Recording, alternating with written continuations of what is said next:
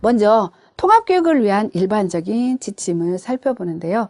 자, 모든 학습장애 아동들에게 적용되는 가장 좋은 교수 방법, 교육 방법은 존재하지 않는다. 왜?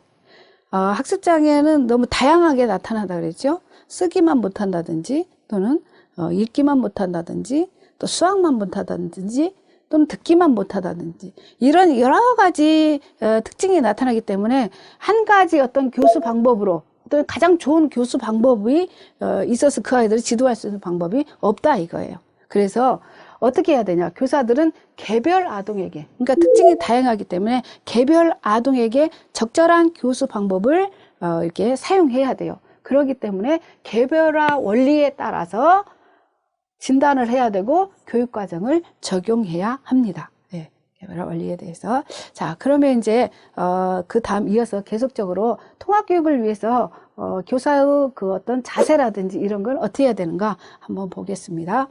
교사는요, 먼저 학습장애에 관한 많은 것을 알고 있어야 됩니다. 일단은 학습장애는 어떤 요인에 의해서 오고, 학습장애는 이게 한번 가지고 있으면 치료는 좀 불가능하다, 뭐 이런 것좀 좀 알고 있어야 되겠습니다. 그리고요, 교사는요, 학습장애 아동들에게 이렇게 어떤 그 계획을 이렇게 제시할 때요, 갑작스럽게 이거를 변경시킨다든지 이러면 굉장히 혼란을 가져와요. 그렇기 때문에 또한 계획을 일관성 있고 질서가 있도록 해야 되겠습니다. 그 다음에 아동의 성취 수준을 다양한 방법으로 측정해야 됩니다. 그러니까 아동이 성취하는데 똑같이 지필 검사를 한다든지 똑같은 어떤 진단 방법으로 성취 수준을 측정하지 않고 다양한 방법으로 측정해야 되겠습니다.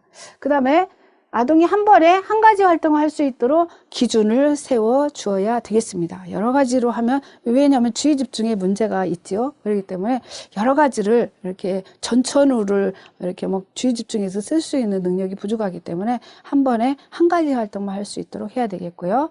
그 다음에 중요한 내용을 가르친 후에 아동이 배운 내용을 기억하고 있는지 점검해 보아야 됩니다. 예를 들어서 1이라는 숫자를 배웠어요. 그러면 이게 무슨 글자지 한번 읽어볼래? 라고 이렇게 다시 한번 점검해 보는 것이 필요하겠습니다. 그 다음에 이제 언어 교육은 어떻게 해야 되는가 살펴봅니다. 언어 능력은 학습에 있어서 매우 중요하죠. 그러므로 읽기와 쓰기 기술을 획득하는 것은 아주 필요합니다. 그리고 유아기의 학습장애로 판별되면요, 초등학교 저학년에 해당하는 기초적인 언어 기술을 가르쳐야 됩니다. 그래야 초등학교에 가서 적용할 수 있겠죠.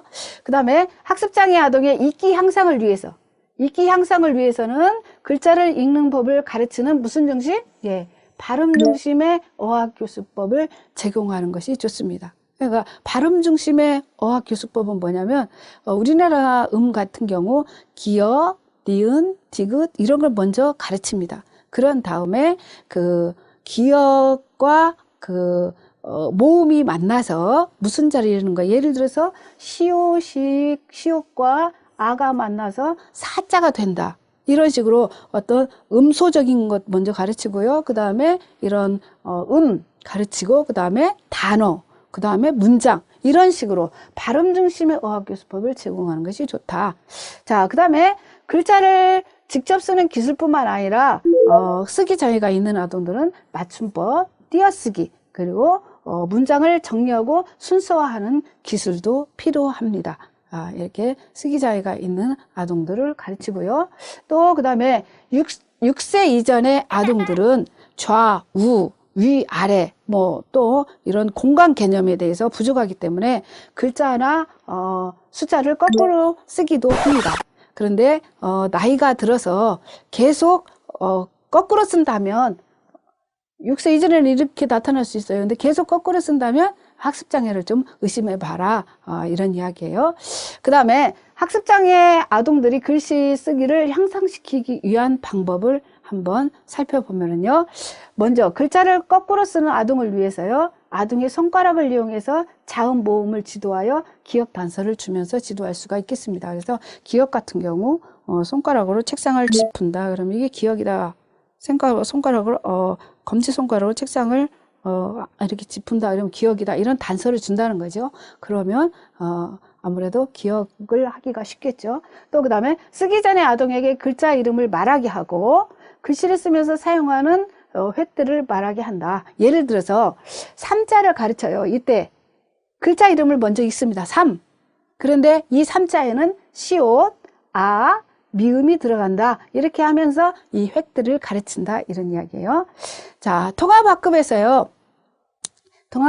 글자 쓰기, 맞춤법, 작문들을 향상시키기 위해서는 요즘에 그 컴퓨터 워드 프로세서를 사용하는 방법을 제한되고 있습니다. 자, 그 다음에 이제 수학은 어떻게 하는가 또 살펴봅시다. 수학과 새마기 교육은 어떻게 하는가.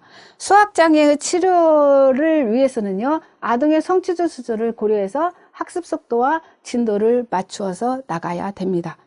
먼저 구체적으로 수학 기술을 향상시키는 방법 보면 실제적인 물건으로 구체적인 경험을 하게 하면 훨씬 효과가 크다고 합니다. 예를 들어서 극장에 갔을 때 뭐 좌석 번호표를 찾게 한다든지, 또는 달력을 활용해서 그 시간의 어떤 숫자의 그 체계, 뭐 수의 규칙적인 그런 체계, 이런 것들을 가르쳐 주면 좋겠습니다. 그리고 놀이 과정에서 자연스럽게 더하기 빼기 경험을 도와줄 수가 있겠습니다. 그래서 주사위 게임을 한다든지 뭐 숫자 게임을 한다든지 이런 거를 하면서 또 뭐 단어 세기를 하고 숫자 읽기 뭐 이런 걸 할 수 있겠죠. 자, 그리고 유아기 시절에는 수학 장애를 발견하기가 쉽지 않으므로 교사의 세심한 관찰이 필요하다고 하겠습니다. 자, 이상으로 해서 학습장애 아동에 대해서 특징, 그리고 지도 방법에 대해서 배웠는데요. 현장에서 여러분들이 이런 학습장애 아동을 만난다면 유아기 시절에는 이렇게 좀 발견하기가 어려울 거예요. 그렇지만 세심한 관찰을 했을 경우 발견할 수 있으므로, 혹시 발견된다면 너무 야단치지 마시고 수용적인 마음을 가지고 이렇게 잘 지도하시면 될 것 같습니다. 여기까지 해서 오늘 학습장애의 특징, 그리고 지도 방법에 대해서 살펴보았습니다. 감사합니다.